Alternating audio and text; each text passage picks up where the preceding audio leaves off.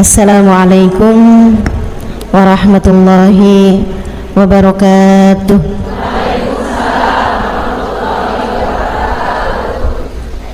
Alhamdulillah, wassalatu wassalamu ala rasulillah Muhammad ibn Abdullah wa ala alihi wa sahbihi wa man wala.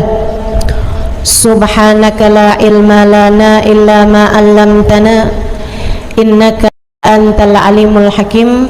Rabbi syrah li sadri wa yassir li amri wahlul 'uqdatan min lisani yafqahu qawli, amma ba'du. Baik, sebelum kita mulai, kita akan baca niat belajar bersama-sama. Mudah-mudahan ilmunya nanti sekali lagi jadi ilmu yang manfaat buat kita sekalian. Bismillahirrahmanirrahim. Nawaitu ta'allum wa ta'lim wan naf'a wal intifa' wal mudzakarah wat tadhkir wal ifadah wal istifadah wal hidza ala tamassuk bi kitabillah wa sunnati rasulillah sallallahu alaihi wa alihi wasallam wa du'a ilal huda والدلالة على الخير ابتغاء مرضاته وقربه وثوابه وحسن الخاتمة مع اللطف والعافية وصلاح العاقبة برحمتك يا أرحم الراحمين. إلى حضرة النبي محمد صلى الله عليه وسلم وآله وصحبه وأزواجه وذريته وأهل بيته وسلم وجميع الأنبياء والمرسلين والكل أجمعين أن الله يغفر لهم ويرحمهم ويعلي درجاتهم في الجنة وينفعنا بركاتهم وأسرارهم وأنوارهم وعلومهم ونفعاتهم في الدين والدنيا والآخرة. Al-Fatihah, baca bersama-sama. A'udzu billahi minasyaitonir rajim. Bismillahirrahmanirrahim. Alhamdulillahi rabbil alamin. Arrahmanir rahim. Maliki yaumiddin. Iyyaka na'budu wa iyyaka nasta'in. Ihdinas siratal mustaqim. Siratal ladzina an'amta 'alaihim ghairil maghdubi 'alaihim waladdallin. Amin. Taqabbalallah minna wa minkum, taqabbal ya karim. Warraghbah fid dunya, sementara rakus ambisi terhadap dunia, tukathirul ham, bikin banyak sumpah, wal hazan, dan bikin banyak kesedihan. Bikin sedih badan kita, bikin sedih hati kita, bikin sumpek dan bikin akhirnya jadi berpenyakit ya badan kita ini. Ar-raghbah fid dunya. Wal batalah, sementara batalah, kalau di situ diartiin apa batalah? Nganggur ya, benar. Cuman bahasa yang enak apa ya? Tugasil galba,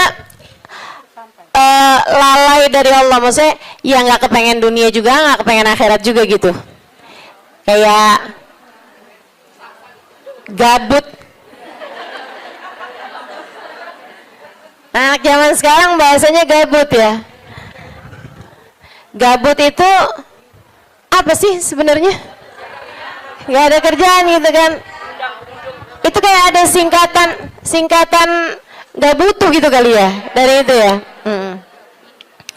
Nggak ngapa-ngapain gitu, pengangguran aja gitu, nggak jelas. Wal batalah tuh terlena, nganggur gitu kan, tidur mulu gitu, luntang lantung. Ada orang luntang lantung gitu kan, dibilang luntang lantung, dibilang lantung luntang. Tugasil galba, bikin keras hati. Bikin keras hati. Nganggur tuh penyakit bahaya memang. Bahaya. Wa qala alaihi salatu wassalam, dan bersabda pula baginda Nabi besar Muhammad, Naja awwalu hadhihi al-umma biz-zuhdi wal yaqin. Awal umat ini terselamatkan dengan zuhud wal yakin, dan dengan keyakinan yang kuat. Wa sayahlik akhiruha bil hirsi wa tulil amal, dan akan hancur akhirnya umat ini, akan hancur disebabkan hirs, ambisi terhadap dunia, wa tulil amal, dan panjang angan-angan. Wa ma warada minal ayati wal akhbar wal athar fi dammid dunya wa dammil muhibbina laha warraghibina fiha wa dammil hirsi 'alaiha kharijun anil hasr. Dan apa yang warid, apa yang datang dari ayat, hadis, athar itu yang disampaikan oleh Nabi maupun para ulama, fi dammid dunya, dalam celaknya dunia, maksudnya mengenai betapa buruknya dunia, betapa buruknya orang-orang yang mencintai dunia, betapa buruknya orang yang ambisi terhadap dunia, dan mil hirs 'alaiha, betapa buruknya orang yang rakus terhadap dunia. Banyak sekali kharijun anil hasr, enggak bisa kehitung. Ayat, hadis maupun ucapan para ulama mengenai betapa buruknya dunia, betapa buruknya para pecinta dunia dan lain sebagainya, ini banyak banget hadisnya, keterangannya enggak kehitung. Watasani fil ulama, dan karangan-karangan para ulama rahmatullahi alaihim, semoga rahmat Allah senantiasa tercurah pada mereka, minas salaf wal khalaf, baik dari ulama zaman dulu maupun ulama-ulama belakangan, masyhunah bidzalik, penuh sekali dengan hal-hal yang seperti itu.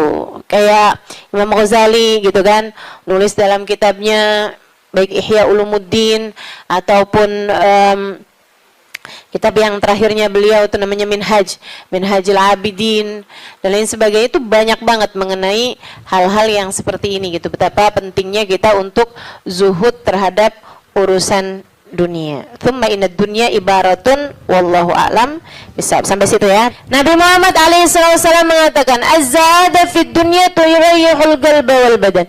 Zuhud dunia nih. Apa tuh zuhud? Zuhud itu teman-teman tidak mengharapkan kesenangan dunia dari Allah sekalipun ya, enggak minta gitu, enggak seneng gitu sama kesenangan dunia dari Allah. Itu namanya zuhud akhirat. Dan juga teman-teman, zuhud ama manusia itu tidak menginginkan apa yang ada pada manusia, apa yang dimiliki orang enggak kepengen. Gitu kan? Itu namanya zuhud fima fi aidin nas. Ini disampaikan Nabi Muhammad dalam hadisnya, izhad fid dunya yuhibbukallah, wazhad fima fi aidin nas yuhibbukan nas.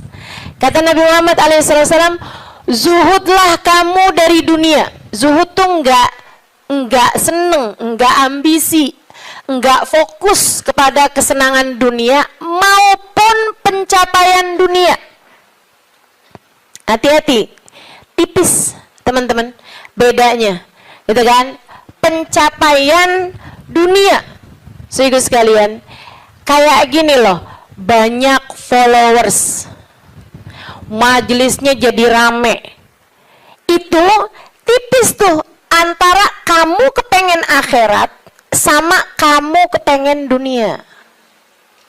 Buat siapanya? Bukan buat yang hadir. Saya rasa kalau yang hadir mudah-mudahan baik gitu kan. Tipisnya itu buat pelaku-pelaku dakwah, baik yang rumahnya buka buat majelis atau dia buka majelis, atau yang ngajarnya nih gitu. Karena kalau tujuannya senengnya itu adalah urusan-urusan dunia, tuh tipis banget, setan nantinya tuh bisa masuk dari arah situ. Dari arah situ masuknya. Izhad fid dunia, kata Allah Subhanahu wa taala. Makanya dari tipisnya nih yang saya sebut tadi itu ya, kayak keinginan kamu tuh dunia apa akhirat, keinginan kamu tuh pujian manusia atau pujian Allah. Itu sampai-sampai banyak dari para wali-walinya Allah Subhanahu wa taala meninggalkan kemasyhuran dunia karena khawatir sama hatinya. Banyak saudaraku sekalian. Sampai ada di antara para wali itu yang sampai berpura-pura nyuri, sampai dikejar orang gitu kan. Kenapa dikejar orang? Karena yang dia curi adalah bajunya seorang perempuan yang lagi mandi. Ada orang lagi mandi, wali loh yang ngerjain. Untung belum zaman viral internet ya.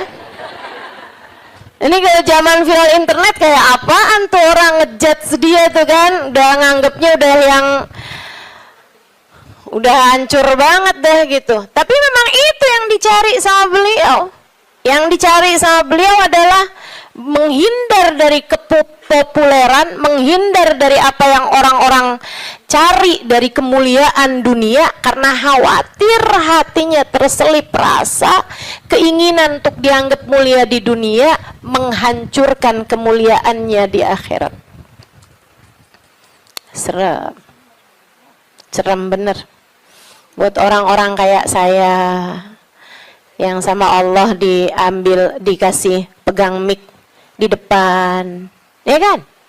Teman-teman saya sekalian, nggak gampang.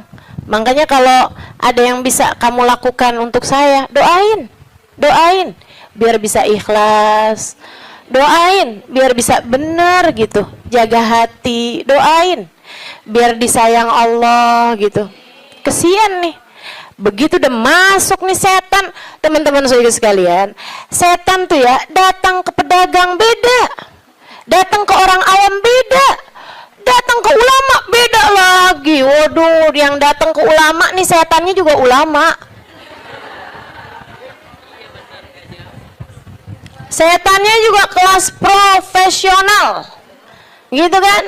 Jadi nggak ecek-ecek gitu loh. Setannya juga setan-setan berkelas, teman-teman saya sekalian. Nah itu kan yang belum tentu selamat gitu, belum tentu selamat. Masya Allah. Ada tuh zamannya Imam siapa ya? Ada Imam Ghazali cerita dalam Ihya-nya. Kita suka ketawa-ketawa tuh dengerin cerita Imam, maksudnya kalau baca ceritanya Imam Ghazali yang begitu-begituan.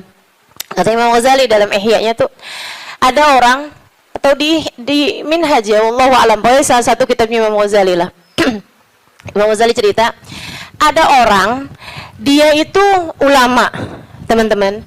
Cuman ulamanya itu masih suka yang ya gitulah, masih ada kesenangan dunianya. Senang sama popularitas, senang sama dimuliain orang, senang sama ini sama itu. Ada satu ulama khomul, ulama yang lain nih, ulama yang nggak seneng namanya terkenal, nggak seneng, dia nggak seneng sama urusan begituan, urusannya antara dia sama Allah, tapi ilmunya luar biasa. Ulama yang kedua nih, ini ulama yang pertama nih, saya nggak inget namanya gitu ya, dua-duanya nih saya nggak inget namanya. Nah ulama yang pertama nih, dia lagi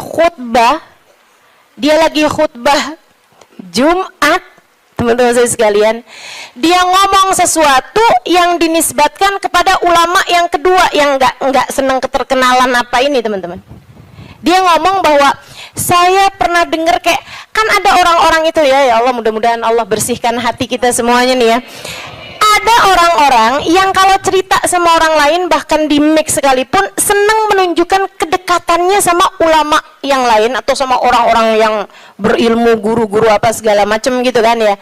Yang tujuannya adalah biar orang tahu nih, gua deket sama si ini, gua deket sama si itu. Paham maksud saya? Mudah-mudahan Allah selamatkan hati saya, mudah-mudahan Allah selamatkan hati kita semua. Sehingga sekalian, dia bilang tentang ulama B nih. Dia bilang, saya pernah dengar syekh ini mengatakan gitu kan. Syekh itunya hadir di majelis tersebut, ya. Dan yang diomongin sama syekh A ini tentang syekh B, itu nggak pernah diomongin sama syekh B-nya. Paham? Jadi ulama A ini bohong tentang ulama B. Bohongnya di khutbah Jumat cuman untuk menunjukkan betapa dekatnya dia sama ulama B tersebut itu.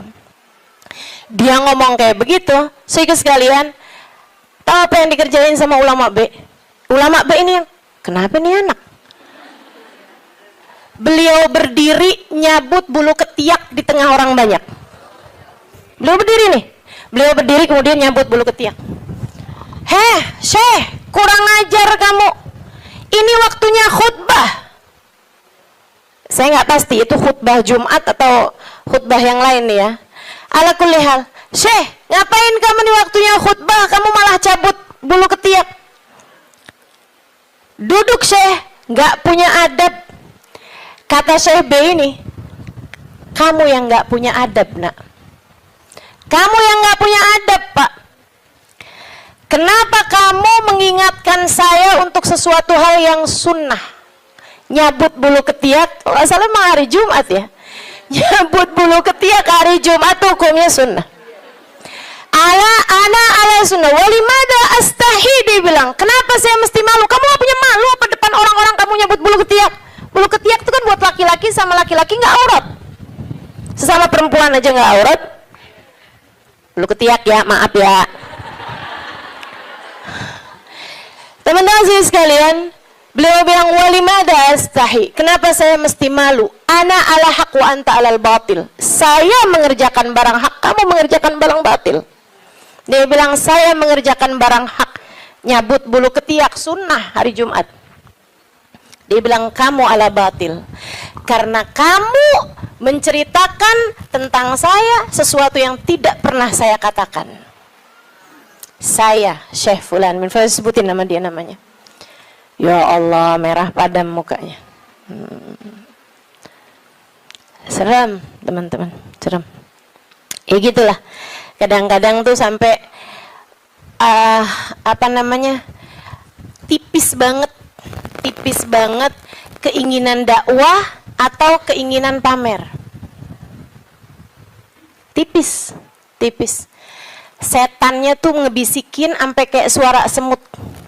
Katanya Nabi Muhammad alaihi salatu wassalam, ar-riya yadhubbu ala ummati kadhabibin naml. Riya itu bersuara di hati umat saya kayak suaranya semut, nyaris enggak kedengeran suaranya. Antara kamu seneng agama Allah jadi tinggi atau kamu seneng nama kamu jadi tinggi. Tipis, segaris, bahkan lebih tipis daripada kulit bawang teman-teman. Oke, mesti terus minta perlindungan sama Allah. Ya Allah, ya Allah, ya Allah, ya Allah. Bimbing terus ya Allah, ya Allah, ya Allah. Gitu. Mudah-mudahan Allah karuniakan keikhlasan bagi kita sekalian insyaallah. Sebab yang namanya pencapaian akhirat teman-teman. Dan pencapaian akhirat kita nggak pernah tahu. Pencapaian akhirat tuh kita nggak pernah tahu. Taunya kapan? Entar di akhirat. Namanya juga pencapaian akhirat.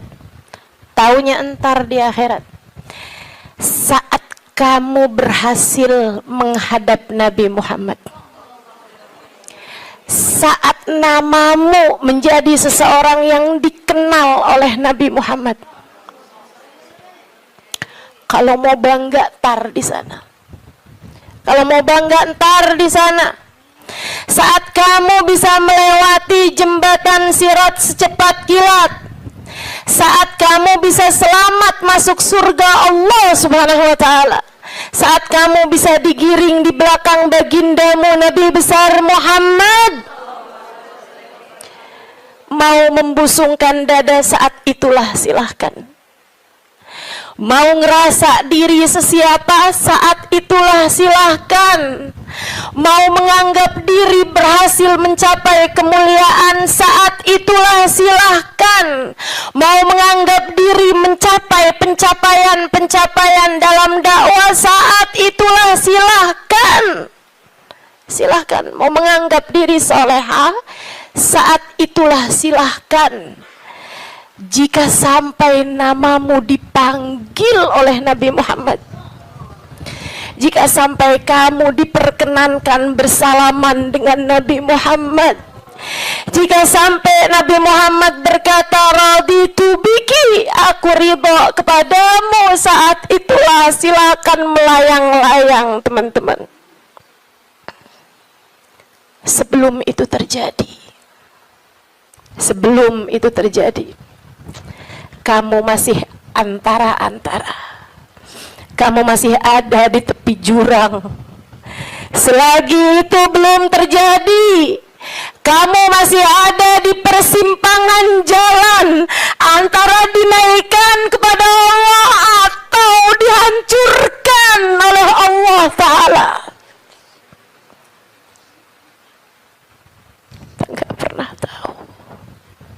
Kita nggak pernah tahu. Makanya selalu minta sama Allah, ya Allah, karuniakan keikhlasan agar ngerti melakukan sesuatu hanya untukmu, ya Allah. Karuniakan keikhlasan, mengajar karenamu, belajar karenamu, buka majelis karenamu, hadir majelis karenamu, nyumbang majelis karenamu. Karuniakan keikhlasan, ya Allah. Sholat karenamu, sedekah karenamu, bantu orang karenamu. Begitu enggak lillah, dilepeh sama Allah, teman-teman, jadi apa? Enggak jadi apa-apa.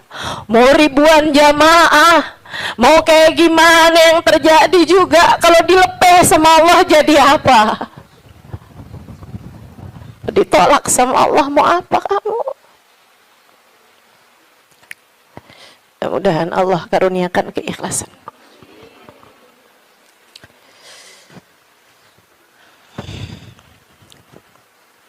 Az-zahada fi dunya, zuhud di dunia, zuhud dunia, ngarepnya cuma Allah semata.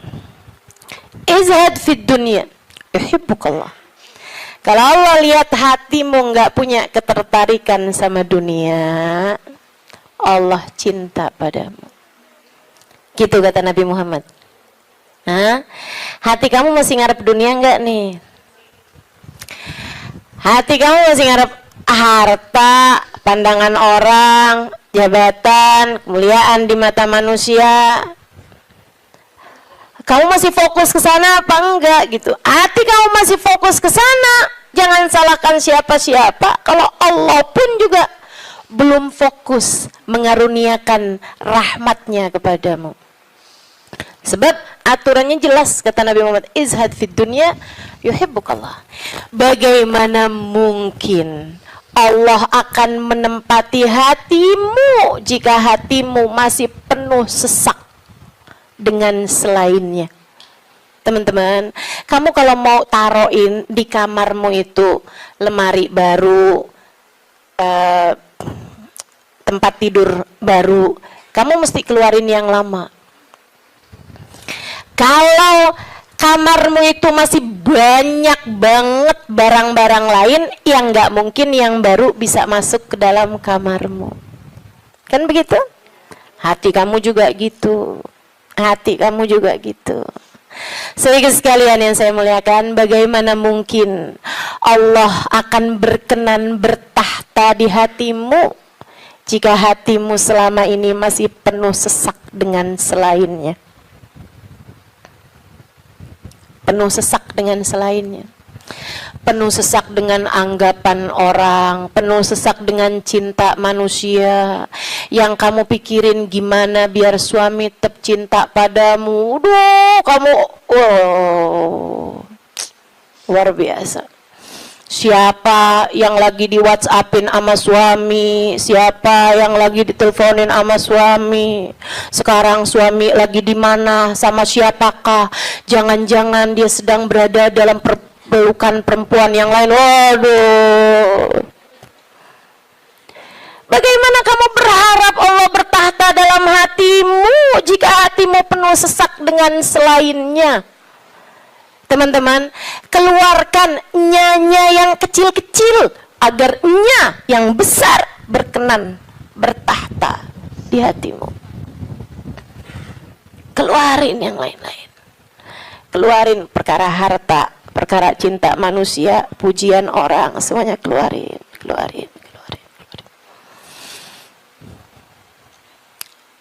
Jangan selalu nanya apa yang saya inginkan, apa yang saya ingin kerjakan. Tapi selalu bertanya, apa yang Allah inginkan, apa yang Allah mau saya kerjain. Terus gitu. Hidup belajar terus insya Allah. Izhad fi dunia, kata Allah. Kalau Allah lihat hati kamu kosong dari mencintai dunia, Allah akan bertahta di dalamnya. Allah akan cinta kepadamu, teman-teman. Yuhibbukallah, kamu akan dicinta sama Allah kalau begitu. Wazhad fima fi aidin nas yuhibbukan nas. Kamu pengen dicintai sama orang, cintai disenengin sama manusia, seenggaknya gitu punya teman-teman baik, punya kawan-kawan baik gitu. Orang nggak jauh dari kamu itu juga nggak apa-apa, bagus. Caranya katanya Nabi Muhammad, izhad fima fi aidin nas. Zuhudlah kamu dari apa yang dimiliki sama orang. Jangan selamitan, jangan kepengen apa yang dipunya sama orang. Orang nggak seneng loh kalau kita tuh kayak yang, ih bagus, mau dong. Nggak seneng, teman-teman. Ustazah kerudungannya cakep-cakep, Ustazah boleh nggak buat saya? Misalnya gitu. Saya ngomong sama Ustazah Khadijah. Tuh ya. Nggak bagus, teman-teman. Nggak bagus. Dan itu kamu nggak akan disenengin sama orang kalau caramu kayak gitu tuh. Minta aja nggak disenengin sama orang, apalagi ngambil. Kan ya, udah pasti tuh orang nggak seneng. Orang itu, teman-teman, punya banyak sekalipun gitu kan, kalau diminta tuh, kecuali para wali-walinya Allah, kecuali para orang-orang lain itu mah tingkatannya, ya kan. Tapi kalau diminta tuh nggak seneng itu juga gitu. Walaupun mintanya nggak yang dengan bahasa-bahasa yang ini gitu, terus terang, tapi kayak bahasa sindiran gitu kan. Kerudungannya banyak, boleh kali Ustazah, yang ini cakep nih, gitu kan? Enggak boleh, nggak baik kayak begitu. Kamu menurunkan kemuliaanmu, teman-teman. Yang kata Nabi Muhammad tuh, satu titik hitam di wajahmu di akhirat nanti setiap kali kamu meminta kepada orang lain. Izhad fima fi aidin nas. Apalagi kalau sampai kamu, hati kamu nggak pernah tertarik sama apa yang dipunya sama orang. Oh, dicinta sama Allah. Saya ceritain tuh di buku Bidadari Bumi 2 tentang seorang perempuan yang diceritain sama Hubabah Nur. Sekalian saya muliakan, saya lagi ngobrol sama Hubabah cerita tentang orang ini. Tuh bahwa ada tuh 5 orang tuh. Emang bener nih hadisnya Nabi yang ini bener banget. Ra'aituhu bi'aini, kata beliau. Saya lihat dengan mata saya. Dia bilang ada satu orang, Alimah. Itu beliau, si perempuan ini, saya bolak-balik ngelihat di undangan, di kondangan, tuh ya, di pesta-pesta gitu, perkawinan kayak gitulah, kondangan-kondangan, bajunya itu terus. Saya tahu kalau dia ini miskin karena bajunya itu terus, gitu kan. Orang di Tarim itu kalau keluar semuanya pakai baju hitam. Nah, kalau baju hitam kan susah nandainnya kan yang sama semua. Boleh apa enggak? So, itu sekalian saya muliakan. Makanya saya suka heran gitu, Ustazah Halimah nih fashionable, apa namanya? Bener nggak ngomongnya? Lagi mana? Apa tadi?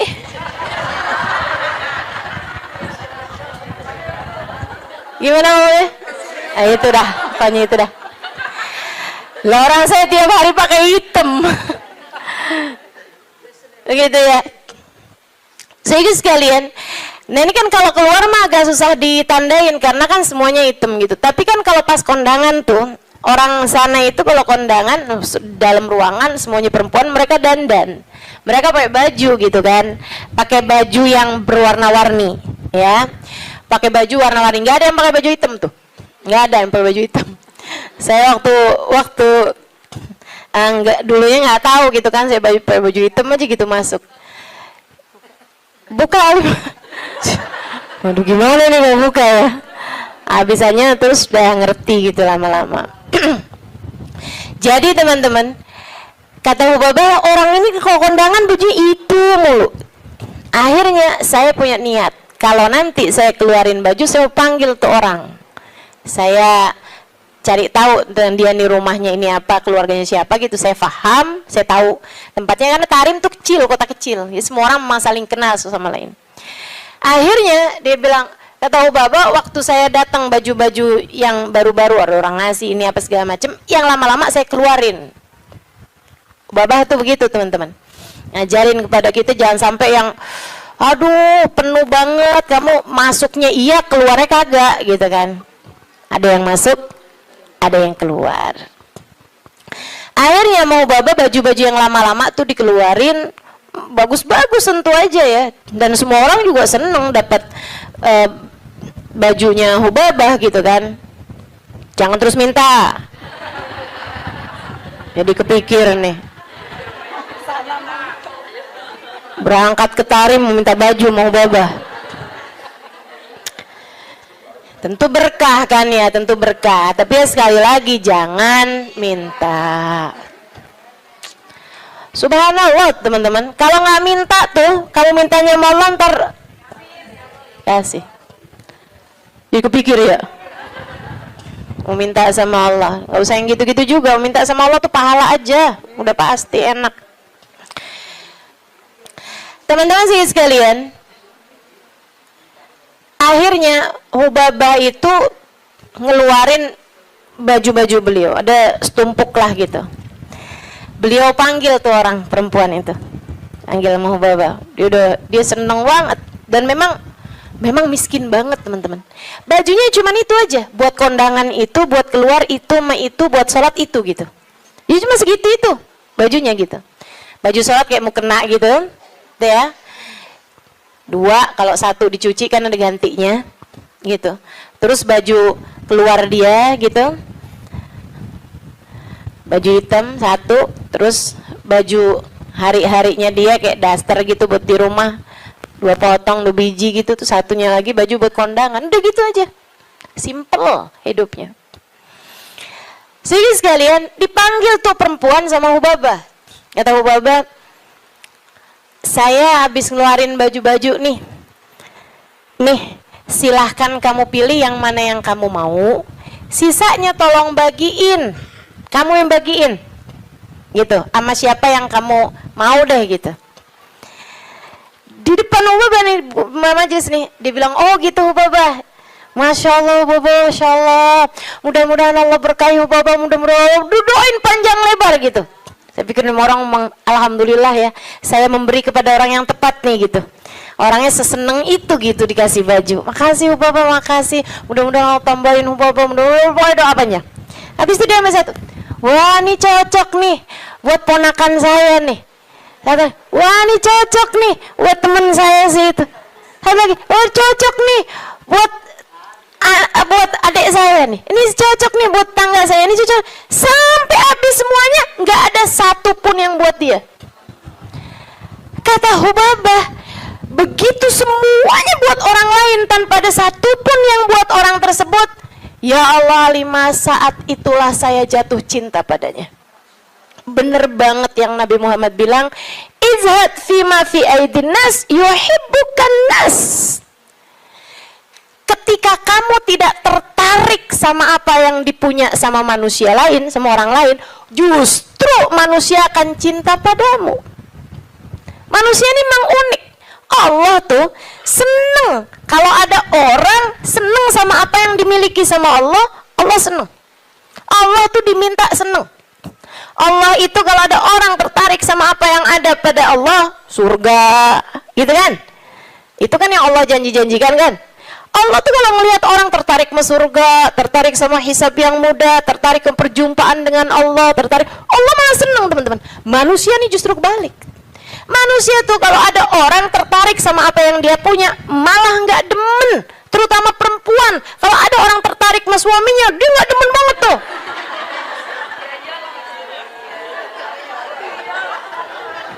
Ya iya kan, Mang, saya kan lagi bilang. Allah kan nggak gitu. Allah punya kekasih namanya Muhammad. Kalau ada orang tertarik sama Nabi Muhammad, Allah seneng banget. Allah cinta banget, ya kan? Tapi kita kan nggak gitu. Kita punya tas. Kalau ada orang tertarik sama tas kita, boleh dong. Nggak demen kita. Betul. Kita lagi makan nih, terus ada yang kayaknya enak tuh yang di piring. Boleh nggak perkedelnya buat saya aja? Gedek apa seneng? Gedek, teman-teman, nggak seneng. Kesel kita. Gitu, emang manusia tuh kayak gitu. Sama apa yang dia punya, orang lain tertarik, dia nggak senang. Dia nggak senang. So itu sekalian yang saya muliakan, katanya Ubabah, begitu dia tidak tertarik sama apa yang saya punya, bahkan sama sesuatu yang udah saya bagiin, udah saya kasih sama dia, dia nggak tertarik terhadap dunia, saya jatuh cinta sama dia. Masya Allah. Saya langsung masuk lagi ke kamar, saya ambil baju yang saya sayangi, yang saya sukai, saya lipat bagus-bagus, saya kasihin sama dia. Saya bilang, yang ini untuk kamu, saya minta tolong sama kamu, pakailah baju ini buat kamu, saya nyari berkah dari kamu, saya pengen dapat berkah kamu, tolong pakailah baju saya ini untuk kamu. Ubabah nyampe tolong-tolong sama dia. Masya Allah. Tuh saudariku sekalian, orang tuh bisa mulia kayak gitu tuh. Jadi yang memuliakanmu tuh bukan harta. Sebagaimana yang sering saya sampaikan padamu, kemuliaanmu tidak ada pada harta, kemuliaanmu tidak ada pada tahta, jabatan, kemuliaanmu tidak ada pada rupa, kecantikan, enggak gitu ya. Kemuliaanmu tidak ada bahkan pada ilmu, kemuliaanmu tidak ada pada ibadahmu juga enggak. Teman-teman saya sekalian, ibadah mah kita kerjain aja. Tapi bukan berarti kamu udah ibadah terus kamu jadi mulia, enggak gitu juga. Kemuliaanmu ada pada Allah Subhanahu wa taala. Allah berikan kepada siapapun yang Dia kehendaki. Makanya nyari mulia, deketi Allah. Deketi Allah. Mudah-mudahan kita tidak dihalangkan untuk bisa dekat dengan Allah Subhanahu wa ta'ala. Itu zuhud, teman-teman. Suatu hal yang perlu banget buat kita minta. Ya. Katanya Imam Ghazali, kalau buat zuhud kayak zuhudnya orang-orang dulu, kayak zuhudnya para sahabat, oh kamu nggak sanggup tuh. Kamu nggak sanggup.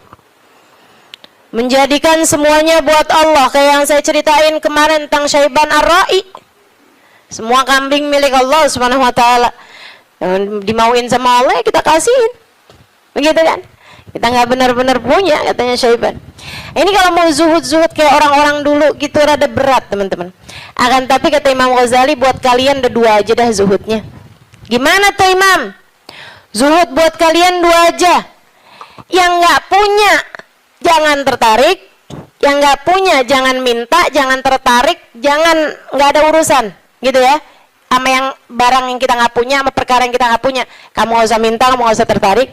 Yang ada jangan dinikmati sendirian. Dunia yang kamu punya jangan dinikmati sendirian, bagi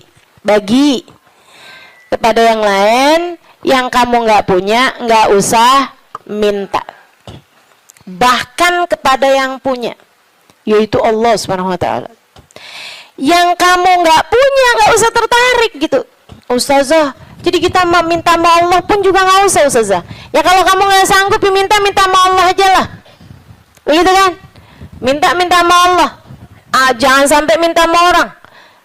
Jangan minta sama suami. Teman-teman saya suka, Ustazah serius nih nggak minta sama suami. Ih, saran saya begitu. Kalau kamu mau ikut saya, saran saya begitu. Saya alhamdulillah sampai sekarang kayaknya hampir nggak pernah minta sama suami. Alhamdulillah. Ya Ustazah kan ada duitnya banyak. Ya sekarang duit saya banyak, teman-teman. Sekarang duit saya banyak. Ini saya ceritain ya, sekedar tahaddusan bin ni'mah. Sekedar tahaddusan bin ni'mah. Saya itu pulang dari Tarim teman-teman, nggak kenal duit. Saya itu kenal dari Tarim, itu bolak-balik, pergi-pergi kemana-mana kagak bawa duit. Masya Allah. Sampai suami sih ketawain saya dulu. Pernah gitu satu waktu, saya pergi majelis. Teman-teman pasti nggak tahu tuh, zaman saya belum terkenal. Tahun 2003, tahun 2002 gitu kan. Saya pernah ada majelis maulid. Banyak dulu majelis maulid yang saya hadir nggak diminta bicara, banyak. Saya berulang kali hadir di Al-Hawi nggak diminta bicara. Ya hadir aja nggak apa-apa. Kenapa emang? Kita ngarep berkah teman-teman. Ustazah kalau sekarang hadir di Al-Hawi nggak diminta bicara, hadir apa enggak? Ya hadir lah. Beberapa tahun yang lalu juga saya hadir di Kuitang nggak diminta bicara, nggak apa-apa. Kenapa emang? Kenapa emang? Lah kenapa kamu yang repot? Kenapa tuh? Repot kamu? Kalau saya nggak diminta bicara, kamu repot? Nggak apa-apa teman-teman. Emang kenapa? Kita dapat berkah dari hadir. Kita dapat ilmu dari yang menyampaikan. Kan begitu? Kalau kita diminta bicara, ya bicara. Kita diminta nggak bicara, ya nggak usah pengen bicara. Biasa aja. Diminta diam, kita diam. Diminta bicara, kita bicara. Kan begitu. Hamba Allah subhanahu wa ta'ala. Saudara sekalian saya muliakan, ala kulli hal, gitu ya. Enggak, saya cuma mau bilang aja, maksudnya bahwa yang sekarang kamu kenal itu dulunya juga nggak dikenal, kan begitu ya? Sekarang Habib Umar bin Hafid misalnya gitu, siapa orang nggak kenal sama Habib Umar bin Hafid, ya kan? Apakah pernah ada masanya Habib Umar nggak dikenal? Banyak, panjang masanya Habib Umar juga nggak dikenal, gitu. Jadi biasa-biasa aja. Yang masalah itu adalah rasa hati kita. Ini memang nih kelas-kelasnya ulama yang nggak kenal istilah star syndrome. Mudah-mudahan Allah karuniakan teman-teman. Untuk orang-orang semacam saya ini mudah-mudahan Allah karuniakan. Jangan sampai tuh kena penyakit yang namanya star syndrome ya. Kayak tahu kan maksud saya? Ini sekali lagi tahadutsan bin ni'mah ya. Meskipun tuh waktu saya sebut star syndrome tuh ada juga tuh nenek-nenek di sini kagak ngerti. Tapi dia mau nanya bingung kan? Gak usah dipikirin melulun, gak usah. Iya. Sehingga sekalian, jadi tuh karena saya belum tahu tempat-tempat di Jakarta, itu dulu awal kali saya datang ke sini dari pulang dari Hadramaut itu ada banyak majelis yang diantrinya sama suami saya. Suami saya nganterin tuh. Begitu ya. Jadi kalau ada orang, Ustazah ini kemana-mana nggak pernah dianterin sama suami, saya akan jawab, udah pernah.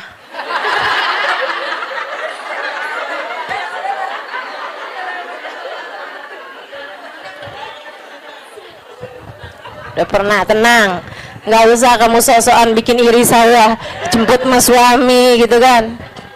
Sampai di saat nggak dijemput sama suami sekalipun, turun dari Gojek salim. Gara-gara kebiasaan dianterin sama suami.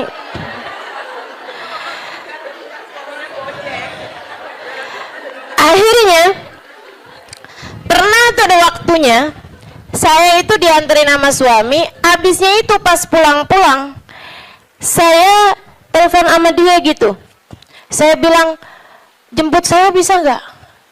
Dia bilang, waduh saya susah nih Alimah, saya jauh dari situ. Kamu tadi nggak bilang kalau disuruh jemput juga, saya pikir nganterin aja. Lah saya pulang sama siapa nih? Dia bilang, ya udah ajak siapa kek buat pulang ke rumah kamu. Naik apa?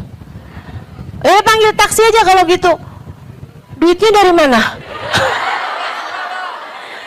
Dia bilang, Aku nggak punya duit, nggak punya. Astagfirullah. Dia bilang, saya kawin sama siapa ini? Nggak ngerti duit. Masya Allah, Masya Allah. Sehingga sekalian, jadi cerita aja gitu. Nggak punya duit nggak bikin saya jadi hina, bukan? Nggak kenal duit, nggak ngerti duit zaman itu, nggak bikin saya hina. Sehingga sekalian, sekarang saya punya duit, nggak bikin saya jadi tambah mulia. Enggak, cuman jadi lebih gampang aja kalau nyari taksi. Kalau nggak ada yang nganterin, meskipun juga nggak perlu naik taksi ya sekarang, alhamdulillah. Jadi sekalian yang saya muliakan, jadi itu kayak begitu gitu kan, urusan dunia nih nggak bikin kita jadi tambah mulia, nggak bikin kita jadi tambah hina. Kemarin tuh belum berapa lama yang lalu, Habib Umar ada cerita, teman-teman, ada cerita gini nih, kata Habib Umar, marat alayya ayyam, Habib Umar, pernah berlalu beberapa hari, bahkan beberapa bulan dari masa kehidupan saya, ma fi jaybi illa 3,000 riyal. Dia bilang, saya nggak punya apa-apa di kantong saya selain 3.000 riyal. 3.000 riyal sama dengan 15.000 duit kita. Main di ghairah. Saya nggak punya selain daripada itu, kata Habib Umar. Cuma 15.000 perak tuh. Berhari-hari, berminggu-minggu, berbulan-bulan. Kata Habib Umar bin Hafid, apakah berkurang kemuliaan seseorang karena nggak punya duit? Apakah berkurang nilai saya gara-gara cuman punya 15.000 itu?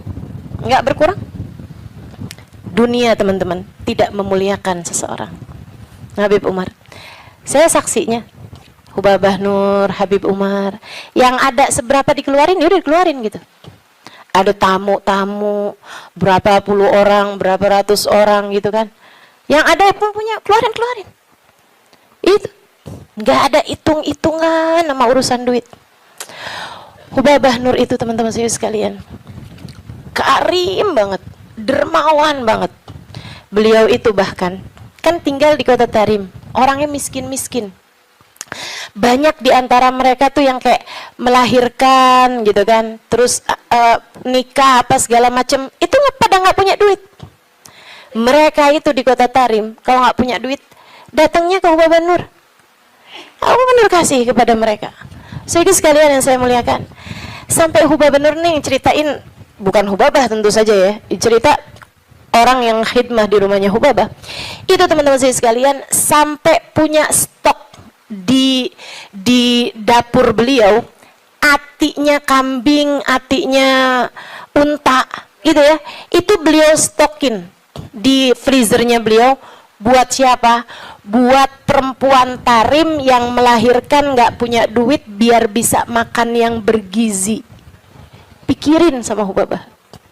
Ya Hubabah setiap kali ini gitu, ada uang, ntar beli ini, beli itu, beli ini, beli itu. Yang dipikirin orang mulu tuh, subhanallah, subhanallah. Itu orang mulia, emang mulia teman-teman. Orang mulia itu emang orang mulia. Tuh Baba Nur, orang mulia. Baik, kita doain panjang umur, sehat badannya. Karena kita ini masih belum sanggup ditinggalin sama beliau. Saya terutamanya, nggak sanggup saya.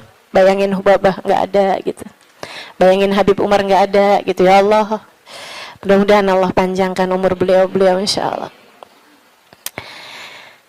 La ilaha illallah. Tuh, yang ada dibagi, yang nggak ada nggak usah dicari, ya kan? Yang nggak ada nggak usah dicari, nggak usah tertarik, nggak usah minta bahkan sama suami. Saran saya gitu. Nggak usah minta sama suami, jangan sandarkan rezekimu sama suamimu, jangan. Makanya kalau doa urusan rezeki itu teman-teman, nggak usah gini loh, ya Allah banyakin rezekinya suamiku ya Allah gitu, biar bisa ngasih aku gitu. Jangan teman-teman, doa aja, ya Allah karuniakan rezeki kepadaku atau kepada kami deh gitu. Nggak usah kamu sandarkan rezeki kamu tuh sama suami, walaupun yang kerja suami. Karena itu namanya ngatur rezekinya yang dari Allah tuh kayak harus lewat suami gitu. Padahal kan nggak kayak gitu. Tapi kan selama ini kayak gitu. Yaudah doain dia, doain kamu juga gitu. Ya Allah, karuniakan kepada kami rizki yang halalan, thayyiban, mubarakan, mencukupi kami, begitu kan, untuk kehidupan kami. Begitu kalau mau minta urusan rezeki sama Allah. Meskipun para ulama-ulama yang zuhud-zuhud minta sama Allah aja enggak, teman-teman. Minta nih urusan dunia sama Allah aja enggak. Minta sama Allah aja enggak, urusan dunia oh enggak. Kami tidak meminta kepada yang punya, bagaimana mungkin kami memintanya kepada yang enggak punya. Itu katanya Sayyidina Salim. Saya juga sering cerita ini. Cucunya Sayyidina Umar bin Khattab, namanya Syekh Salim, Sayyidina Salim. Saudara sekalian, beliau nih Sayyidina Salim ini ulama terkemuka di kota Madinah, di kota Mekah. Kota Mekah. Satu waktu khalifah lagi haji. Khalifah tuh raja, presiden, ya, di atasnya presiden bahkan. Karena dia mengepalai negara-negara yang ada dalam khilafah Islamiyah. Gitu. Kayak kalau di kita apa ya, ketua PBB kali ya. Cuman itu jadi kayak mengatur negara juga. Kalau PBB kan ngatur negara-negara doang, nggak mengatur negaranya dia sendiri. Kalau ini kayak presiden, tapi selain daripada dia presiden, dia juga ngepalain negara-negara yang ada di dalam kepemimpinannya dia lah gitu ya. Jadi di atasnya raja atau di atasnya presiden. Khalifahnya tuh lagi haji waktu itu, pas dia lagi mau tawaf di jalan nih mau masuk ke masjid nih, ketemu sama Sayyidina Salim, Syekh Salim. Dia bilang kemudian kepada Syekh Salim, dia bilang, oh, alhamdulillah Syekh ketemu di sini, masya Allah. Nih ya, kalau ulamanya nggak cinta dunia, orang semuanya pada mendekat, termasuk pejabatnya yang berusaha buat ngedekat, bukan ulamanya yang berusaha ngedeketin pejabat. Ya kan? Sekarang kenapa banyak ulama-ulama berusaha mendekati pejabat? Nah ini dia. Padahal menurut saya jabatan ulama tuh di atas jabatan pejabat. Akhirnya teman-teman, Sayyidina Salim mau masuk masjid nih, tahu-taunya ketemu sama khalifah. Khalifahnya pakai kesempatan buat minta doa. Dia bilang, ya Syekh Salim, alak hajak dia. Wahai Syekh Salim, bukan buat minta doa. Dia pakai kesempatan itu buat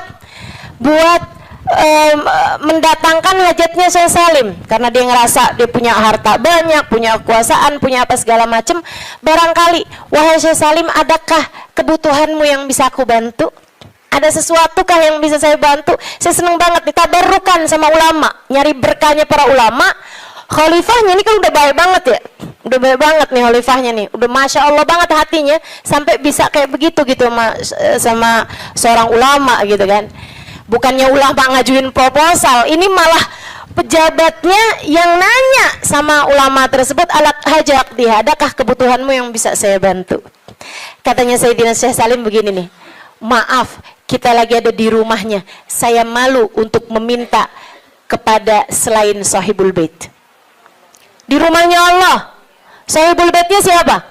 Allah. Saya malu nih, di rumahnya Allah saya minta sama selain Allah. Fahamnya pejabat tersebut, oh berarti kalau mintanya udah nggak di masjid, mau nih mungkin beliau, gitu kan? Jadilah si pejabat ini nih kayak semacam nungguin sampai Sayyidina Syekh Salim selesai dari urusannya di masjid. Dan beneran, begitu Syekh Salim keluar dari masjid, disamperin lagi. Ini sekarang udah nggak di masjid nih kan, samperin lagi sama beliau. Ya Syekh, Khalifah, Syekh, saya mau nanya yang tadi apa ya? Itu yang tadi alak hajak diha, adakah kebutuhanmu yang bisa saya bantu? Katanya Sayyidina Syekh Salim, ta'ni bi hajati dunia ma hajatil akhirah. Maksud kamu hajat dunia apa hajat akhirat? Ya hajat dunia lah Syekh, kalau hajat akhirat justru orang seperti saya meminta doa kepadamu biar urusan akhirat kita lancar kan. Kan justru malah ngalap berkah dari para ulama gitu kan. Katanya saya Salim, oh maksud kamu hajat dunia? Maaf, kalau urusannya hajat dunia, saya selama ini tidak pernah minta kepada yang punya. Bagaimana mungkin saya meminta kepada yang enggak punya? Yang punya dunia siapa? Allah. Saya malu buat minta dunia sama Allah. Bagaimana mungkin saya minta dunia kepada yang tidak memilikinya, yaitu kamu sebagai manusia. Manusia mau suami kamu, mau anak kamu, mau saudara kamu, semuanya sama. Sama-sama tukang makan rejeki. Tidak ada di antara mereka yang memberi rejeki. Yang memberi rejeki cuma satu, namanya Allah. Kalau kamu harus minta dunia, mintanya sama Allah. Kalau kamu harus minta dunia, ya, kalau kamu harus minta dunia, mintanya sama Allah. Bahkan para kasih Allah, mereka minta sama Allah pun enggak urusan dunia. Mintanya urusan apa? Mintanya urusan kebersihan hati. Mintanya urusan kelezatan ibadah. Mintanya urusan kehusyuan sholat. Mintanya urusan keikhlasan berbuat. Mintanya selamat hidup dunia, selamat hidup akhirat. Mintanya husnul khatimah. Mintanya tetap iman Islam. Mintanya rahmat. Mintanya syafaat. Dan lebih daripada itu semua, mereka minta cinta. Mereka minta cinta. Cinta kepada Allah, cinta kepada Rasulullah. Mereka minta Allah mencintai mereka. Mereka minta Rasulullah mencintai mereka. Itu hal-hal besar untuk kita minta kepada sang pemilik segalanya, teman-teman. Minta itu sesuatu yang nggak bisa kebeli pakai duit, itu gede, barang berharga. Kalau sesuatu yang masih bisa kebeli pakai duit, itu barang yang nggak seberapa berkelas, teman-teman. Ya kan? Barang yang nggak seberapa berkelas gitu. Mudah-mudahan Allah karuniakan. Itu katanya beliau seperti itu. Wallahu a'lam bishawab. Alhamdulillah. Wassalatu wassalamu ala Rasulillah Muhammad ibn Abdullah wa ala alihi wa sahbihi wa man walah. Subhanaka la ilma lana illa ma 'allamtana innaka antal alimul hakim. Rabbi shrah li sadri wa yassir li amri wahlul 'uqdatan min lisani yafqahu qawli. Amma ba'du. Alhamdulillah, sama-sama kita hormati, kita muliakan keluarga besar dari At-Tarisi At-Thayyibah, Habib Mustafa, Teh Ela beserta segenap keluarganya. Kita doakan semoga senantiasa dalam rahmat ridha Allah Subhanahu wa taala. Panjangkan umurnya, disehatkan badannya, dimudahkan urusannya, dimurahkan rizkinya, senantiasa dalam pandangan kasih sayang Allah Subhanahu wa taala. Para hubabah, para syarifah, para pimpinan pondok pesantren, pimpinan majelis ta'lim, para ustadzah yang mudah-mudahan semuanya dicintai Allah Subhanahu wa taala, disayang Allah Subhanahu wa taala, serta tentu saja semua yang hadir di majelis ini, baik ibu-ibu, kakak-kakak, adik-adik, anak-anak, yang semoga semuanya disayang Allah, dicinta Allah, dibahagiakan Allah. Semoga semuanya disayang Rasulullah, disyafaati Rasulullah Muhammad sallallahu alaihi wasallam insyaallah. Amin ya rabbal alamin. Kita akan melanjutkan kajian kita di kitab kita Ar-Risalah Al-Jami'ah. Risalah lengkap atau kitab lengkap, kitab kecil lengkap yang di sana kita pelajari mengenai syariat agama Allah Subhanahu wa taala, dan kita sekarang sampai di bab fikih, yaitu tepatnya sampai di bab mengenai mandi. Betul ya? Bulan lalu sudah saya terangkan tata caranya mandi. Hari ini saya akan menerangkan hukum-hukumnya mandi. Hukum-hukumnya mandi. Emang mandi ada hukumnya Ustazah? Banyak. Kita akan pelajari di pertemuan kali ini insyaallah. Dan juga bulan depan tuh kita udah libur lagi. Kita ngajinya banyak liburnya pokoknya. Karena bulan depan kita sudah akan memasuki bulan Maulid. Akhir Agustus sudah masuk bulan Maulid. Nanti kita juga akan bikin Maulid. Teman-teman juga bisa liatin Instagram saya, nanti akan kita share Maulid di At-Tarisi kapan, Maulid di tempat-tempat yang lain kapan. Dan saya umumkan juga bahwa maulid saya, maksudnya maulid yang kami adakan, saya dengan teman-teman Al-Ikhwan dan Muhasabah Cinta adakan pada tanggal 28 September. Ingat-ingat ya tanggalnya, ibu-ibu nanti pulang lingkarin kalendernya.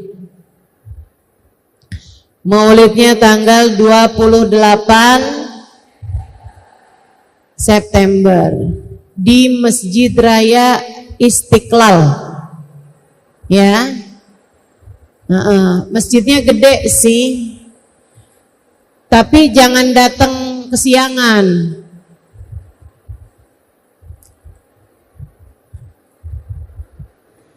Datangnya jam berapa Ustazah? Sebelum bangun. Sebelum bangun kamu udah jalan. Jadi nggak pakai tidur. Iya. Mudah-mudahan Allah panjangkan umur kita. Allah sehatkan badan kita. Allah takdirkan diri kita untuk bisa menghadiri maulid Nabi kita Muhammad sallallahu alaihi wasallam insyaallah. Amin ya rabbal alamin. Sebelum kita akan bahas hukum-hukumnya mandi ini, kita akan awali dulu dengan membaca niat belajar bersama-sama. Ikuti sudah saya. Bismillahirrahmanirrahim. نويت التعلم والتعليم والنفع والانتفاع والمذاكرة والتذكير والإفادة والاستفادة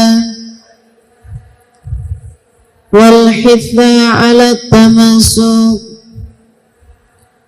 بكتاب الله وسنة رسول الله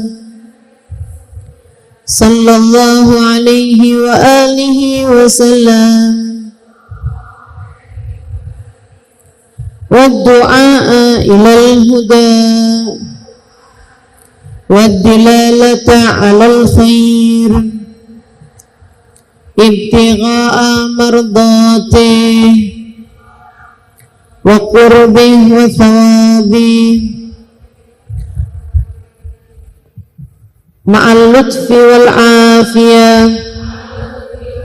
وصلاح العاقبة برحمتك يا أرحم الراحمين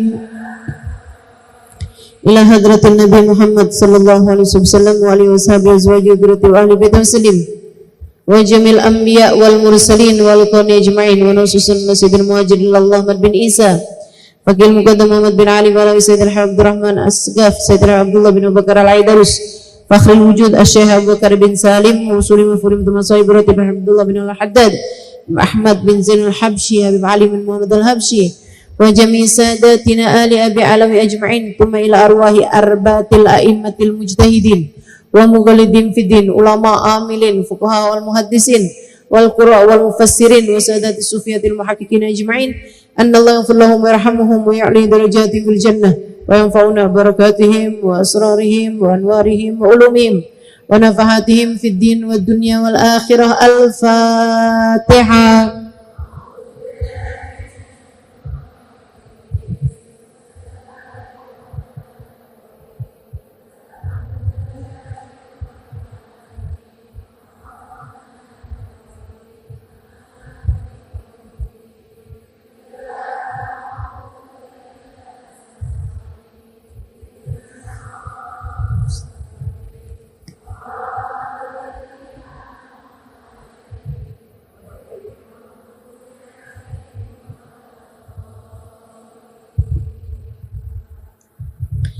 Bismillahirrahmanirrahim. Kita berada di bab mandi. Katanya sahibul kitab, wa in kana alaihi janabah min mujama'ah aw khuruji mani binaumin aw ghairih lazimahu ghuslu jami'i badanih ma'aniyati raf'il janabah. Siapa yang menanggung janabat karena hubungan intim suami istri, au khuruji maniyin, atau karena keluarnya mani. Keluarnya mani ini binaumin, sebab mimpi, banyakan laki-laki ya, tapi perempuan juga ada. Au ghairihi, atau selain dari mimpi, lazimahu ghuslu jami'i badani, maka mandi wajib, terutamanya sesudah haid atau sesudah nifas. Ini kita perempuan sering terjadi, mandi wajib kita adalah karena sesuci dari haid ataupun nifas. Lazimahu ghuslu jami'i badani, maka wajib bagi kita untuk mandi dengan mengalirkan air ke sekujur tubuh, ma'aniyati raf'il janabah, diiringi dengan niat ngangkat hadas besar. Jadi sekalian, kemarin saya sudah bahas sebab-sebabnya mandi wajib. Masih ingat nggak Bu? Nggak yakin gitu jawabnya. 3 sebab khusus perempuan: haid, nifas, melahirkan. 3 sebabnya yang lain umum buat laki-laki maupun perempuan. 1, berhubungan intim, baik laki-laki maupun perempuan wajib mandi. Yang kedua, khuruj mani, keluarnya mani, baik laki-laki maupun perempuan, meskipun keluarnya laki-laki lebih sering dibandingkan dengan perempuan. Dan yang terakhir, ada yang menyebutnya sebagai salah satu penyebab mandi wajib, ada yang tidak menyebutkannya. Ulama berbeda pendapat dalam apakah disebut sebagai penyebab mandi wajib apa tidak gitu. Yang terakhir ini yaitu al-maut, kematian. Orang kalau mati wajib mandi. Masalahnya bukan dia yang mandi. Serem kalau dia yang mandi.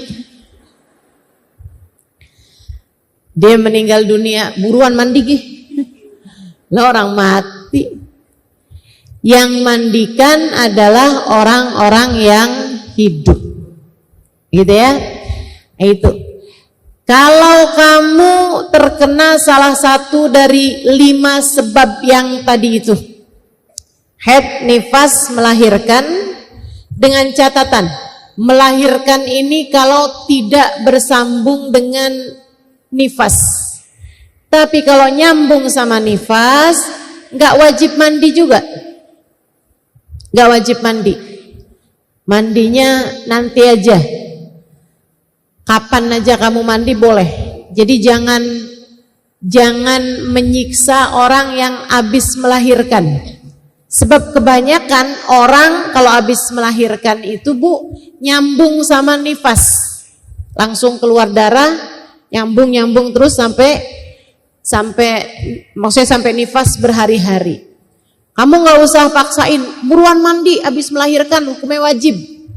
Kalau dia nyambung sama nifas, hukumnya tidak diwajibkan untuk mandi. Mandi wiladahnya itu gugur kalau nyambung sama nifas. Nah, mandi wiladah di sini wajib kalau tidak bersambung dengan nifas. Ada Bu, orang yang habis melahirkan nggak langsung keluar darah. Darah melahirkan iya, tapi habis itu nggak keluar darah kayak haid, nifas gitu nggak. Berhenti darahnya. 2 hari kemudian baru keluar nifas. Nah, kalau kayak begitu, itu maka waktu habis melahirkan dia diwajibkan untuk mandi. Gitu ya. Bahkan seperti yang saya nggak ingat saya ceritakan apa enggak, Sayyidah Fatimah Zahra itu ibu-ibu sekalian, nifasnya hanya majjah.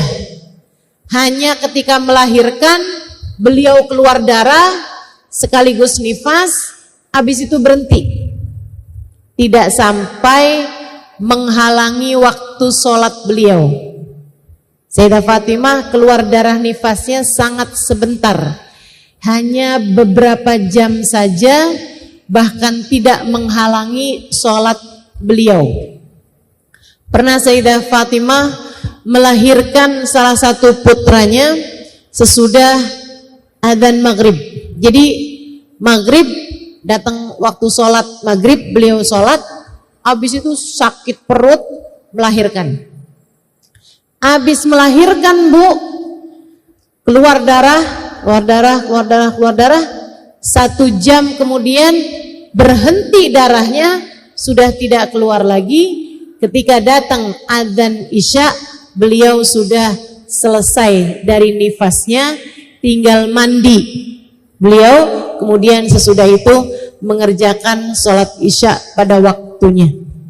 Itu sebabnya Sayyidah Fatimah mendapat julukan Al-Batul, perempuan ahli ibadah yang ibadahnya tidak pernah terputus dari haid maupun nifas.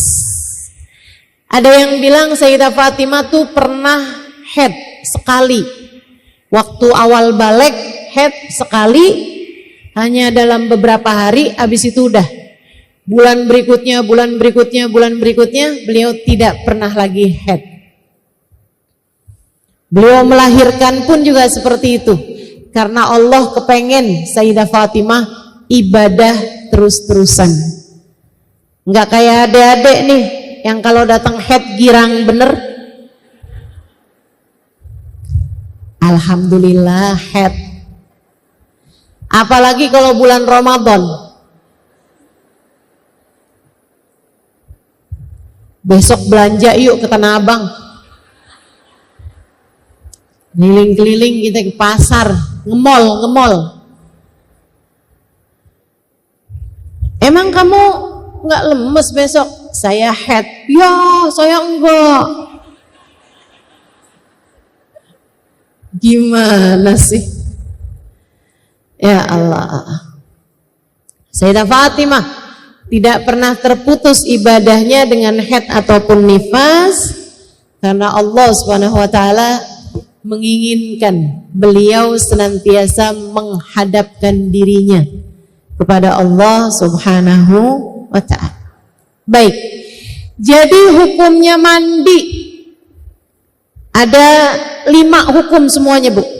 Mandi ini punya 5 hukum. Hukum yang pertama wajib, yaitu apabila datang salah satu sebab dari 5 sebab-sebabnya mandi yang telah tadi saya sebutkan, yaitu haid, nifas, melahirkan, keluar mani, sama keluar sperma ya, sama yang terakhirnya adalah berhubungan intim. 5 hal ini menyebabkan mandimu berhukum wajib. Tidak boleh menunda-nunda mandi kecuali, dengerin, kecuali buat orang yang berhenti dari haid atau nifas tapi belum di waktu yang biasanya. Misalnya, Ustazah saya itu biasa mens 8 hari atau setidaknya 7 hari. Ini kok tiba-tiba aja saya mens 4 hari Ustazah berhenti. Gimana nih? Saya harus langsung mandi atau boleh saya tunggu? Boleh tunggu. Berapa lama nunggunya? 1 kali 24 jam. Sehari semalam. Boleh tunggu. Kenapa gitu? Karena biasanya siklus haid itu secara normalnya tidak berubah. Atau paling tidak kalau dalam sedang sehat, siklus men itu tidak berubah banyak. Kalau biasanya 8 hari ya jadi 7 hari, jadi 9 hari gitu. Gitu ya. Kalau misalnya biasanya 8 hari, 7 hari, ini kok cuma 4 hari berhenti, bisa jadi keluar lagi nanti. Jadi kamu boleh tunggu sampai besoknya. Kalau ternyata besoknya juga enggak keluar sama sekali, bahkan ketika kamu colek juga, kamu ambil, enggak ada apa-apa, tidak ada apa-apa yang berwarna selain putih, adanya cuman yang warnanya putih, maka kamu harus segera mandi. Ternyata emang beneran udah enggak keluar sama sekali. Saat-saat yang kamu menunggu tadi 24 jam, sholatmu wajib diqodho. Jelas? Adik-adik dengerin nih, yang masih pada haid, dengerin. Ustazah kok saya nggak ngerti ya, saya harus dengerin apa enggak? Umurmu berapa, Bu? 70 tahun, nggak apa-apa, nggak usah. Ibu udah nggak mens kan, nggak apa-apa. Nggak ngerti nggak apa-apa. Udah Bu, tinggal aja Bu, tidur nggak apa-apa dah. Jadi kalau kamu biasa haid 7 hari, tahu-tahu kok sekarang 6 hari udah bersih nih Ustazah, saya mandi apa enggak? Mandi. Karena kan emang 6, 7 deket, mandi aja langsung. Tapi kalau kamu punya kebiasaan haidnya 7 hari, 8 hari, ini kok baru hari keempat udah berhenti, baru hari kelima kamu udah berhenti, kamu boleh nunggu sebanyak 24 jam. Artinya adalah 1 hari 1 malam. Liatin, keluar enggak tuh? Kalau ternyata keluar, ya emang berarti kamu belum suci. Tapi kalau ternyata enggak keluar lagi sama sekali, emang udah bersih, segeralah mandi. Nah, kalau ternyata kamu memang enggak keluar sama sekali lagi sesudah itu, artinya memang mensmu ternyata cuma 5 hari, berarti hari yang kamu menunggu 24 jam itu wajib kamu qodho, karena sebenarnya kamu sudah wajib sholat. Tapi karena kamu masih nungguin suci tadi itu, kamu kan enggak sholat tuh. Nah, nanti begitu habis selesai kamu mandi suci, baru kamu qadha kembali sholat tersebut. Ustazah gimana caranya ngodoin sholat? Ya kayak sholat biasa aja, cuman niatnya gantinya adaan menjadi qadhaan. Dari kemarin sebenarnya udah suci, tapi karena nggak biasa head sebentar, jadi kamu nungguin nih sampai duhur hari ini. Begitu habis selesai mandi, kamu sholatin duhur, kamu sholatin duhur yang kemarin. Kamu sholatin asar, sebelum kamu sholat asar, kamu sholatin asar yang kemarin. Kamu sholatin maghrib, kamu sholatin maghrib yang kemarin. Kamu sholatin isya, kamu sholatin isya yang kemarin. Kamu sholat subuh, sebelum itu kamu sholat subuh yang kemarin. Ustazah ada yang sesudah, ada yang sebelum. Iya, yang asar sama yang subuh, kalau kamu mau qadhainlah sebelum sholat fardu yang jam itu, yang hari itu. Tapi kalau duhur, maghrib, isya, nah itu kerjakan sesudah sholat fardu. Kenapa gitu? Sebab ada hadisnya Nabi Muhammad, la sholata ba'dal fajr, sholat fardunya. Jelas? Jelas? Kalau kamu biasa, saya head biasanya 8 hari, ini udah 7 hari setengah, udah gak keluar, saya mandi apa enggak? Ya mandi, tapi kan bisa aja nanti keluar lagi Ustazah. Ya kalau keluar lagi ya mandi lagi. Kamu harus mandi, gak boleh nunggu. Boleh kata Ustazah 24 jam. Itu buat yang keluar darahnya lebih sedikit daripada biasanya. Jelas ya? Kalau memang udah seperti biasanya ya langsung mandi. Tidak boleh menunda-nunda. Hati-hati sama menunda-nunda sholat. Kenapa begitu? Khawatir masuk dalam firman Allah Subhanahu wa taala, A'udzu billahi minasyaitonir rajim. Fawailul lil musallin alladzina hum an salatihim sahun. Celakalah orang-orang yang sholat. Wah, sholat kok celaka?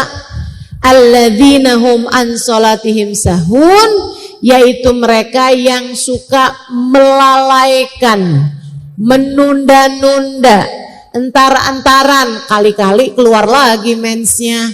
Tuh termasuk diantaranya. Celaka orang yang suka menunda-nunda waktunya suci. Kalau memang sudah suci haidmu, kalau memang sudah suci nifasmu, segeralah mandi dan segeralah sholat. Teman-teman saya sekalian, penyebab-penyebab mandi, haid, nifas, wiladah, kemudian kumpul hubungan intim suami istri, sama keluarnya mani. Wajib bagimu untuk mengerjakan mandi. Kemudian ada hukum mandi yang lain. Hukum mandi yang lain namanya hukumnya mubah. Apa itu mubah?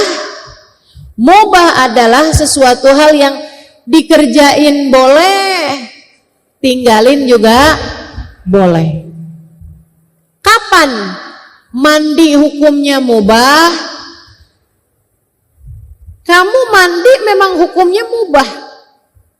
Jadi hukum aslinya mandi adalah mubah.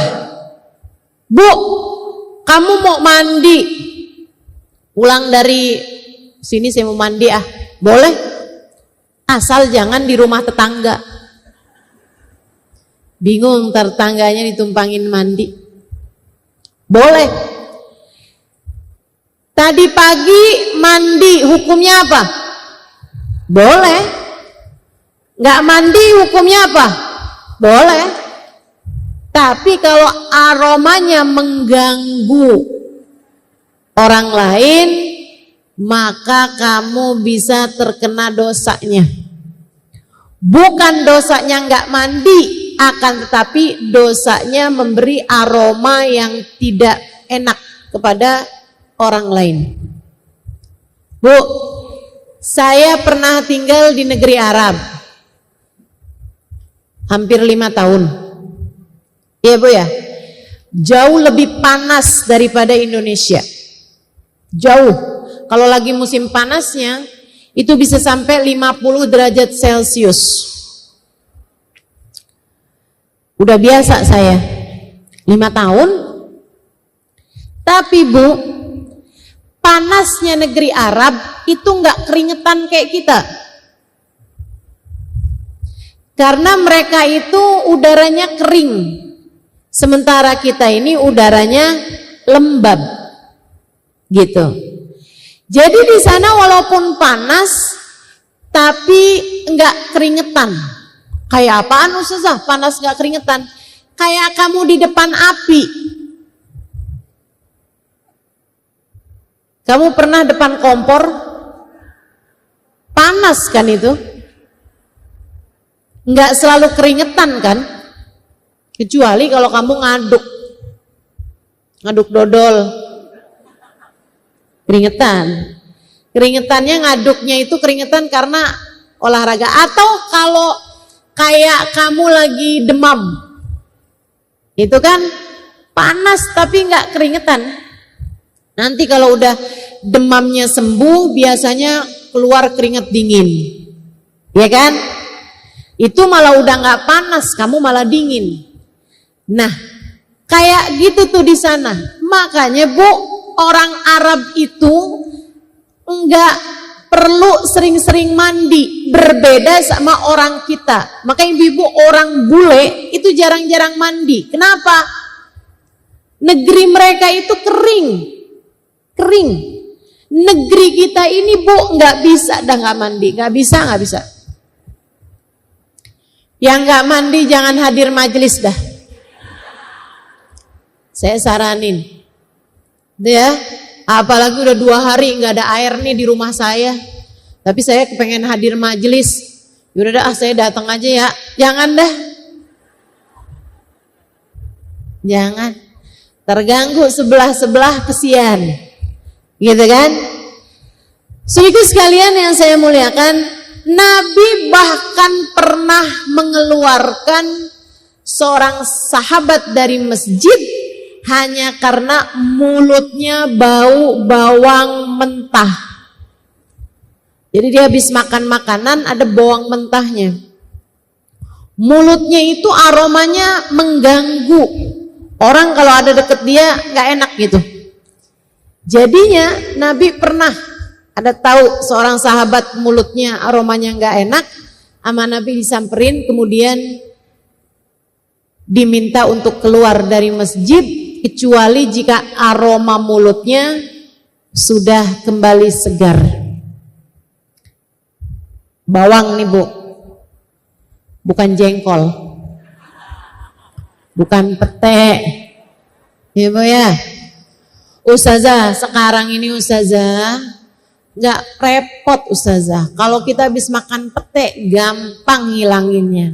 Gimana? Makan jengkol. Mulut kita hilang bau peteknya Ustazah. Ganti. Sama aja ya.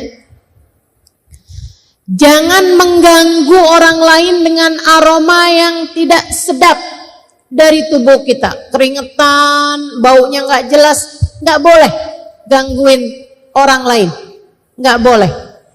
Teman-teman sekalian, Ustazah, saya sih insya Allah enggak ya Ustazah. Cuman gimana cara negur orang yang apa sih istilahnya itu? Iya itulah ya. Gimana cara negurnya Ustazah? Tegur aja Bu, nggak apa-apa. Tapi jangan depan-depan orang. Kasih hadiah, deodoran, gitu kan? Coba deh. Saya juga dulu gitu. Tapi ini apa namanya? Ketika pakai ini nih enak nih buat ngilangin bau badan nih. Pakai deh, gitu. Bulan depannya dia bilang abis tuh yang kemarin boleh lagi gak? Nggak terdiri ya. Masya Allah. Kata Nabi Muhammad, liyamur sab'ata ayyam falyattaqillah falyamussu jasada ahadikumul ma'. Apabila berlalu 6-7 hari, kata Nabi, apabila berlalu 7 hari, hendaklah kalian bertakwa kepada Allah, kulit kalian harus tersentuh air, yaitu dengan mandi. Jadi kalau di negeri Arab Bu, minimal yang diajarkan Nabi Muhammad, minimal banget deh, minimal banget. Itu seminggu sekali. Tapi sekali lagi, itu di negeri Arab. Ibu jangan bilang, Allah, di negeri Arab yang panas gitu aja 7 hari baru wajib mandi. Kita kan nggak sepanas itu. Salah Bu, di negeri Arab itu nggak keringetan. Panas tapi tidak berkeringat. Bismillahirrahmanirrahim. Thumma alam rahimakallah anna taubata laysat hiya qalil abad bilisani astaghfirullah wa atubu ilaih min ghairi nadmin bil qalbi wa min ghairi ikla'in anid dambi. Saya baca dulu depannya biar kita sambungannya enak. Kemudian ketahuilah olehmu, semoga Allah merahmatimu, bahwasanya taubat itu bukan hanya sekedar ucapan seorang hamba, aku minta ampun sama Allah, astagfirullah, astagfirullah, astagfirullah, wa atubu ilaih, aku taubat sama Allah. Bukan hanya sekedar itu, min ghairi nadmin bil qalbi, tanpa ada penyesalan dalam hati. Min ghairi nadamin bil qalbi, tanpa adanya rasa penyesalan, namanya bukan taubat. Wa min ghairil igla' anid dambi, dan bukan yang tanpa ninggalin dosa tersebut. Wih, cowok ganteng banget ya, astagfirullah, astagfirullah, astagfirullah, astagfirullah. Tapi sambil ngelihat gitu kan. Sambil kamu melakukan dosa tersebut tanpa meninggalkan dosa itu namanya bukan taubat. Taubat itu adalah dengan kamu meninggalkan atau sekurangnya berusaha untuk meninggalkan. Dalam artian gini nih, misalnya ya. Kamu punya hutang riba. Kamu punya hutang riba. Kamu bertaubat dari hutang riba tersebut, tapi kamu masih belum mampu untuk melunasinya. Ustazah, saya nih taubat apa nggak taubat nih? Saya masih belum bisa ninggalin dosa tersebut karena belum mampu melunasinya. Sekurangnya dalam hati kamu itu, apapun yang terjadi di depan, sesulit apapun yang terjadi di depan, saya nggak akan lagi nambah hutang riba saya. Gitu, maksudnya tuh ada niatan dalam hati bahwa walaupun susah nih, saya nggak akan buat bayarin riba yang ini, saya ngambil riba yang lain gitu. Kan kadang-kadang kan kayak gitu tuh, gali lubang tutup lubang. Habisnya Ustazah, kita mau bayarin yang ini nih susah banget kan kalau kita nggak pakai ngambil utangan. Utangannya nggak ada yang mau kalau nggak dikasih riba, Ustazah, bukan hutang riba, nggak ada yang mau ngutangin. Nah itu akhirnya kemudian kamu terjebak di situ. Itu namanya bukan taubat. Kalau kamu masih punya niat bahwa hutang yang ini akan saya carikan hutang yang lain buat bayarinnya. Jelas? Jelas ya. Jadi harus ada pemikiran di saat kamu bertaubat, kamu meninggalkan dosa tersebut. Selain daripada itu, kamu juga berniat bahwa apapun yang terjadi, saya nggak akan ngambil hutangan riba yang lain. Apapun yang terjadi, saya nggak akan ngambil hutangan riba yang lain. Saya nggak akan ngambil pinjol lagi nih, sesusah apapun, gitu ya. Nah itu namanya baru disebut taubat. Begitu. Wa qad dzakara ulama rahimahumullah li taubati syara'it la budda minha. Para ulama sudah menyebutkan semoga Allah merahmati mereka semuanya, bahwasanya taubat itu punya beberapa persyaratan yang harus dipenuhi. Wala tatimmu taubatu illa biha, dan tidaklah sempurna taubat kecuali dengan memenuhi persyaratan-persyaratan tersebut. Apa saja itu? Wahiyya thalatha, ada 3 jenis. Yang pertama, al-awwalu an-nadamu bil qalbi ala dzunubi salifah.